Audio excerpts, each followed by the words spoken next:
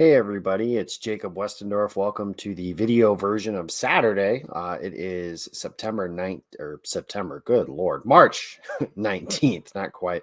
Hope everybody enjoyed their St. Patrick's Day holiday. If you are one that celebrates that, and hope you enjoy a possibility of maybe doing some celebrating today since the holiday fell on a Thursday. I am here because Andy is watching the Wisconsin Badgers and the NCAA tournament. So I hope you guys have enjoyed the first 2 days of that. If you are the type that cares about other people caring about your bracket, which nobody does, but I hope that your brackets are alive and well as we get into the first weekend here and then head on to the Sweet 16. And if you're a Badgers fan, I hope that they have been able to secure a win and get themselves ready to play Sunday against Iowa State. The Packers have made some noise of their own this week. They had a bit of a big deal happen on Thursday night. Davante Adams was sent to the Las Vegas Raiders in exchange for a first-round pick and a second-round pick in this year's draft. That gives the Packers 4 picks in the top 60 of this year's draft. They'll pick 22nd and 28th in the first round and 53rd and 59th in the second round. They can kind of trade to almost wherever they want at any point in the draft. I tend to believe at this point as we sit that they'll be a little aggressive, more so than passive, trading back, adding picks, stuff like that. I think that they're going to be more aggressive and maybe target some of the guys they want. The question now is where do they go from here? You know, Davante Adams was a huge part of their team over the last, 5-6 years, or really, even since he was drafted, he was good as a rookie, not good as a second-year player. He was injured. And then he's been pretty good, a steady climb since then. The best receiver in football for probably the last 2 or 3 years, and the Packers don't have him. It seems pretty clear based on the reporting, which Ian Rappaport, Adam Schefter, Matt Schneidman, Rob Domofsky, they've all done an excellent job of getting the details together on that, but that the Packers were willing at some point to make Adams the highest paid receiver in football. When they were willing to do that remains to be seen. Maybe we never will truly find out about that, but by the time they were, it might have already been too late. Adams wanted to play with the Raiders. That was his favorite team growing up. And Derek Carr is his former college quarterback. Those two are very close. They're best friends. And I don't fault Adams. And I don't fault the Packers in that situation either. The Packers had an opportunity to make a deal like that. Maybe you could fault them a little bit for playing hardball for a little too long when it comes to the negotiation, to the point where then it is far too gone and you have to trade, your best receiver and really your only receiver that's above replacement value at this point to a team in an all-in type of window like this. But I don't blame either one. The Packers paying quarterback money potentially to a receiver, that seems like not the wisest move from a business standpoint. You can argue certainly, and I would, that in this window that it does make sense because you are all in with Aaron Rodgers for these next 2 or 3 years. And it's going to be hard to replace Davante Adams. And I'll get to that here in just a little bit. As far as the compensation they got, I think that is fantastic. I think one of the first thoughts was that is it, that some people were saying, but honestly, it's a receiver that's turning 30, didn't have a contract. They had to give him a contract. And a similar player that they didn't have any guaranteed money, Andy Herman pointed this out, was Amari Cooper. And Amari Cooper went for a 5th-round pick. So the Packers were able to get a first and a second for a player that didn't want to be there. And that's just the reality, is Adams didn't want to play in Green Bay anymore. And if a guy doesn't want to play in Green Bay anymore, then it's hard to keep that guy around. And with Adams specifically, as far as his fault, I don't fault him for anything. He wanted to get paid what he deserved, and he certainly did. The Packers could have paid him. He just preferred to take a job in Las Vegas with the Raiders and play with Derek Carr. And now I know a lot of people have kind of brought up, he chose to play with Derek Carr instead of playing with Aaron Rodgers. What could he possibly be thinking on that side of things? But not everything is as simple as we kind of make it out to be. There's a lot of things to consider when it comes to a job opportunity that Adams had. And to go play in Las Vegas, that clearly matters to him. It's closer to home. He has a young child. He has a family that he's growing and developing. And maybe he wanted to live closer to, where he was. He just bought a house in Las Vegas, famously, like we talked about a couple of weeks ago. So I don't fault him for that. I think we oversimplify it way too often and say, how could this guy choose to play with this person instead of playing with Aaron Rodgers? Well, Maybe Adams wanted some stability, and Rodgers over the last couple of years kind of giving him I don't know if I'm coming back. I don't know if I'm playing. Maybe he just wanted the stability of Derek Carr. I don't know. I'm not Davante Adams. I'm not going to pretend to be. I just don't fault him. I don't feel mad at him. I thank him for what he was. He was a very good player for this Packers team over the last, like I said, 8-9 years. It was very good. And it was one of the best receivers in football over the last couple of years. A lot of good memories with him. It's just, it was time. Now, the question here is, where do the Packers go from here? Because right now, as it stands, their number one wide receiver is Allen Lazard. Their number two receiver is Randall Cobb. And after that, it's a whole lot of question marks. They've been linked to some veteran receivers, but as we sit here right now, they have not signed any. They have not traded for any, and they could certainly draft some, but just drafting, like they could pick two receivers in the first round this year, and that's not going to replace Davante Adams. Now, they're not going to replace Davante Adams either. They're going to have to do that by committee. I know that one of the discussions is that Rodgers locks into Adams and sometimes forces him the ball to a fault, and this could force him to spread the ball around. That is true. It will be different. Does that mean better? We will see. I know that, I've seen the record with the Packers and Matt LaFleur without Davante Adams, and I would say that's a very small sample size. I know that it's 10 games, but it's 10 games over a couple different years, so it's kind of a couple games a year. It's easier to figure things out in a short 2-3 game stretch than it is an entire season like the Packers are going to have to now. They're going to have to figure it out over the stretch of an entire season while they're trying to still compete for a Super Bowl. And figuring on the offensive side of the ball, how are they going to do that?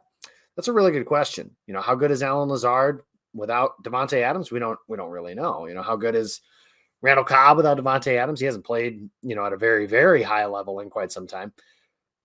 I'm sure they'll sign a vet or add a veteran via the trade market at some point. Tom Pelissero and Peter Schrager were talking about the Packers being aggressive in terms of trading for a veteran receiver.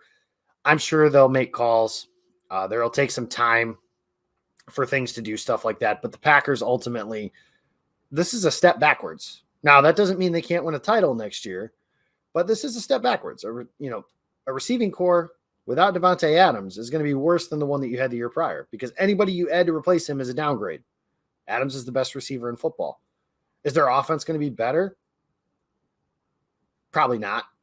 It'll be different, and will different help things? Maybe. We'll see how that all plays out. But I know the Packers, it's going to be vastly different from what we've seen over the last couple of years. And the Packers, the reality now is they need to add some speed. So this is where, Julio Jones, Jarvis Landry, some of these veteran receivers names that are getting thrown out. Maybe, okay. But none of them really move the needle. Do they make the Packers better than they are right now? Certainly. But none of those guys can run. And I know one of the guys that can run, they've been linked to, is Marquez Valdes-Scantling, and I'm just not 100% sure I'm in on that either. Valdes-Scantling, I think, has a skill set that is replaceable in this year's draft, which we'll talk about here in just a little bit. But the Packers, in terms of replacing Adams, they're going to have to do a lot of different things to do that. And it's going to come from the trade market, it's going to come from the free agent market, and it's going to come potentially in the draft as well. As far as the rest of their offseason before the draft, what are they going to do? They gained a first-round pick, a second-round pick, and about $20 million in cap space. It's been widely reported that by Diana Rossini and Josina Anderson, both from ESPN, that the Packers are expected to re-sign Rasul Douglas, and I think that gives them a legitimate strength on the defensive side of the ball. They've got two legit pass rushers, 3 if you include Kenny Clark, and 3 really good corners, and 2 pretty good safeties. Those are things they haven't had. This defense has potential to be the best and actually be good. Not like sort of good like they were in 2019 or sort of good like they were in 2014, like actually be good. Maybe not 2010, 2011 good when they won the Super Bowl. That defense was the second best in the entire sport, but a chance to be very good. And I think that starts building some strength on that. Where else can they go? I think as far as free agents go, honestly, I think the defensive side of the ball is where a lot of those value plays kind of lie. They've got Rasul Douglas back. Let's just assume that deal gets done. You sign a guy like Whitney Merciless to be your third edge rusher. I know Zadarius Smith is still out there. That's not going to happen. Find a defensive tackle and get some help for Kenny Clark there in the middle of that defense and behind Dean Lowry. Maybe that's a one-dimensional guy. Maybe that's somebody like Akeem Hicks. I know Fletcher Cox was named being thrown around, but he's going to be a Philadelphia Eagle. That report seems to be that deal is just about done. Could happen here by the end of next week. But I think the value is going to lie on defense. On offense, the Packers could look a couple different ways to kind of add guys. We talked about some of the receivers. Maybe there's a tight end that they want someone other than Robert Tonyan. There was some smoke surrounding Austin Hooper. He signed with the Titans, so it's not going to be that. But they do need an injection of playmaking. There's no question about it. And as somebody who has been kind of the guy in the background saying it's not that big of a deal that they haven't drafted receivers, well, now it's certainly rearing the ugly head of that they haven't, because Adams is gone. And, when Adams was able to step in for Jordy Nelson, it was because they drafted him and developed him and did all that stuff. Now they don't have a guy waiting in the wings. And that guy is not Amari Rodgers. Amari Rodgers has an opportunity this year to take a step, but even still, he's not. Even Amari Rodgers at his absolute ceiling is not going to be the team's number one wide receiver, not on a good team at least. So we'll see how that goes. But I think the Packers have a few different things they could do. But let's talk about that philosophy when it comes to the draft, because I know between now and April, there's probably going to be 80% of mock drafts that have the Packers picking a receiver in the first round, if not two. I saw a lot of people sending me stuff on my Twitter account today, 22 and 28, both receivers. I don't know if they'll do that. This receiver class does seem like one where they need to get one early instead of waiting. But, the other reality is when it comes to just players I've ranked, and this is just me, so take it for what it's worth. I value players on the line of scrimmage. I value quarterbacks. I value defensive backs, and receivers are in there at some point too. But for the most part, I think receivers are a dime a dozen, and you can find guys, and that's kind of why I'm okay with the Davante Adams move. But they do need to add some guys there. It's just the question of when. And, if you look in the first round of this year's draft, to me, the strength in this class early is at the edge position. And I think the Packers could certainly look for, one of the top 6 edges. And I've talked about those guys a lot: Aiden Hutchinson, Kayvon Thibodeau, Trayvon Walker, David Ojabo, Jermaine Johnson, and George Karlaftis. If one of those guys is available, I think Green Bay should be absolutely drafting one of them. Now, I also think that of those first 4 picks that they have, 2 of them probably should be pass catchers. Maybe that's 2 receivers. Maybe that's a receiver and a tight end. And I'll stretch that out to 2 of the first 5 picks: a receiver and a tight end, a receiver, 2 receivers, maybe 2 receivers and a tight end, because they could use some talent infusion. Like I said, they don't have a tight end on their roster that you feel really good about going into 2022. And their number 1 receiver is Allen Lazard. Now, they could draft Chris Olave and Treylon Burks in the first round, and neither one of those guys is going to be their number 1 wide receiver, should be counted on at least to be their number 1 receiver, because they're rookies. And rookies are bound to struggle at some point throughout their first season. And they're playing with Aaron Rodgers, so that's an even bigger learning curve. As far as guys that I think could step in and fit right away with this Packers team, the biggest one to me, Chris Olave out of Ohio State, is to me the most pro-ready receiver in the NFL. I think he could. Here's the thing. When they talk about, first-round receivers, they always point to Justin Jefferson and Jamar Chase, and they say, look at the impact that those guys made in their first year. And there is some truth to that. Jefferson was incredible as a rookie. He was incredible as a sophomore as well this past year. Jamar Chase was really good, and he is really good. But the other side of that coin is he wasn't your typical rookie either. This is a guy who got drafted to go play with a team where he had a symbiotic relationship. It would be the equivalent of the Packers drafting Davante Adams right now if he were 9 years younger. Having that connection with Aaron Rodgers and being able to do that. Olave, Garrett Wilson, Treylon Burks, Jamison Williams, name your receiver that you want early. Drake London, I know some people really like him. They're not going to have that connection with Rodgers. But somebody is. And I do wonder, when it comes to the draft, would they try and move up and grab one of those premier pass catchers? There isn't a clear-cut receiver 1 in this draft class. Will the Packers try and find, that's where I think maybe they try and throw bunches at guys, get 2 or 3 of them early and often, and kind of add some young talent to that room. But maybe they go a different route on that too. The trade route, like I mentioned earlier, that's something, a draft day trade of somebody could certainly be possible. Peter Schrager today was mentioning on Good Morning Football Robert Woods and DK Metcalf and Keenan Allen. The Keenan Allen thing seems a little strange to me just because the Chargers are a team that spent a lot of money this offseason. So I don't know why they would do that and then in turn trade their best receiver or one of their best receivers. But maybe they would. That's something the Packers could be involved in. DK Metcalf, I think of that group, is the best one, assuming the prices are relatively the same. If the price, for DK is a 1 and a 3, and I'm just spitballing prices, and the price for Robert Woods is like just a 3, then yeah, I would rather have Robert Woods. But if the prices are relatively similar, DK Metcalf is the one. He's a perfect Shanahan route tree guy, slants, goes, and crossers. He also has a rookie contract, which is something that's going to be valuable to Green Bay as well. I know the salary cap space and structure in that situation got a little bit better with them moving on from Adams, but having a guy on a rookie deal and then, he will need an extension. That's something the Packers could certainly do in the coming years, but they do need to add a veteran.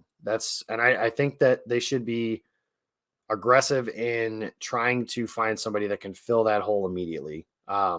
Just because they're in a window where they're trying to win now. And that's where the Adams trade, it just had to be something that was so far gone for Green Bay to be willing to do that because they know the situation they're in. And it speaks something about Aaron Rodgers as well.